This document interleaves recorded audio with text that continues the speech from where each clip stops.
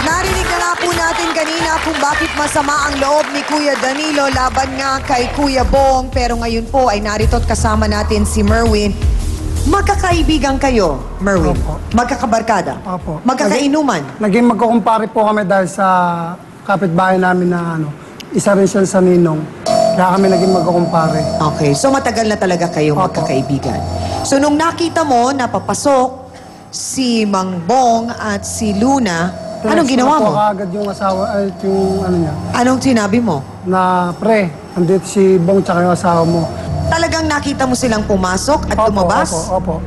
Hindi, yung pagpasok lang. Pagpasok lang. Paglabas, hindi ko na inantay, dumiretso na ako. Tinext ko na siya, papauwi na ako. Sinabi mo na talagang kilala si Kuya Bong na chick boy at playboy sa lugar ninyo. May alam ka bang iba pa ang nakarelasyon niya? Marami po. Marami. Paano ang mga nagiging sitwasyon? Minsan po, meron na nga po nagkaganit. Laging mayroong asawa? Opo, Hindi dalaga? hindi dalaga, hindi mahilig yan sa dalaga eh. Ang gusto niyan, Bakit ganun? may asawa. Huwag naman ganyan, pre. Huwag naman Bakit ganyan. po ganon, Kuya Bong? Mga hiwalay na sila. Walang asawa yun, hiwalay na rin. Pero mag-asawa pa rin sila, magkasama rin minsan. Kahit yung magkaasawa pa rin, tinutuhog mo pa rin.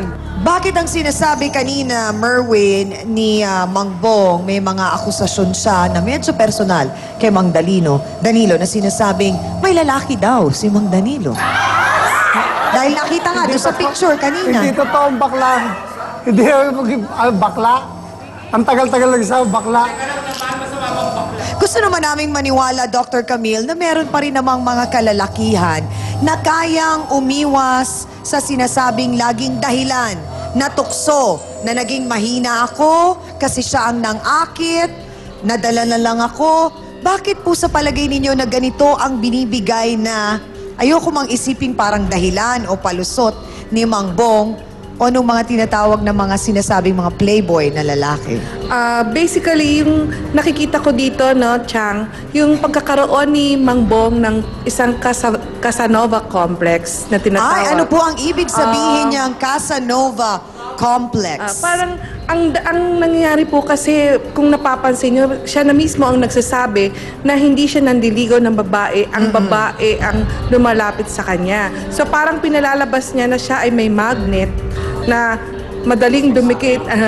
Yung parang kahit may mga tao po kasi nasasabihin natin, hindi naman kagwapuhan, hindi kagandahan, pero charming at may nandun sex yung appeal. sex appeal. Oo. Pero kung napapansin niyo yung sinasabi natin na pattern na pinapakita niya rito, ay puro may mga asawa. Yun nga, ang isa pang gusto ko ring malaman, bakit po may mga taong gano'n na para bang ang nangyayari, mas na-attract sila?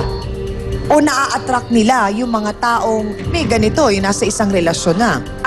Pag titignan niyo po na sinasabi niya hindi siya nagsasalita, hindi siya nanliligaw. Ang mga kababaihan na single ay karaniwang kailangan makipag-usap. Na talaga para sabihin, kausapin niya at yung usigin, imomotivate pa niya para sumama sa kanya. Pero kung meron pong mga taong lalapit na talagang sabihin na natin na merong pangangailangan na in distress, mga women in distress, tipong ang mahahanap po niya ay talagang sabihin na natin merong karelasyon or talagang na medyo magulo ang kanilang relasyon. Kaya lumalapit sila na sa ganitong klaseng lalaki. Naku, maraming salamat, Dr. Camille. Parang natakot naman ako dun sa sinasabi nilang Casanova complex.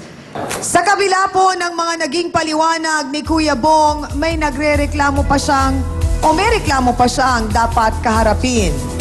Isang babae po ang nagrereklamo kay Kuya Bong dahil sa panggugulo raw di umano sa kanyang buhay sa tuwing wala ang kanyang asawa. Para alamin natin ang buong kwento, narito po si Shirley Salvacion. Pasok!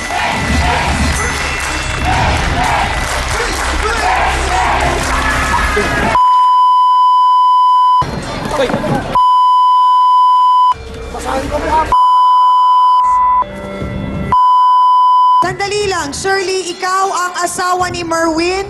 Opo, ma'am. Ano ang nirereklamo mo? Bakit sinasabi mong nanggugulo si Kuya Bong? Ma'am, meron po kami relasyon yan. Nagkaroon po kami na relasyon yan ni Bong. Dahil nadala po ako sa pambobola niyang tao na yan. Ngayon po, Diretsa ang tanong, Shirley, alam ba ni Merwin yan? ngayon po, hindi niyo po alam. Ngayon na lang po malalaman, ma'am. Bakit nga ba nagawa na naman ni Kuya Bong ito sa kanyang mga kaibigan? Ang kanyang paliwanag. Malalaman po natin sa pagbabalik po ng nag-iisang talakserya sa telebisyon, ang Face to Face. Napakahirap po ng ginawa na ito ni Mang Bong sa kanyang mga kaibigan.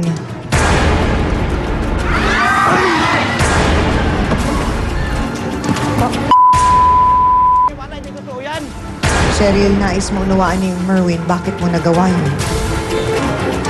Sa text lang po, text po kami, pero may nangyari po sa amin.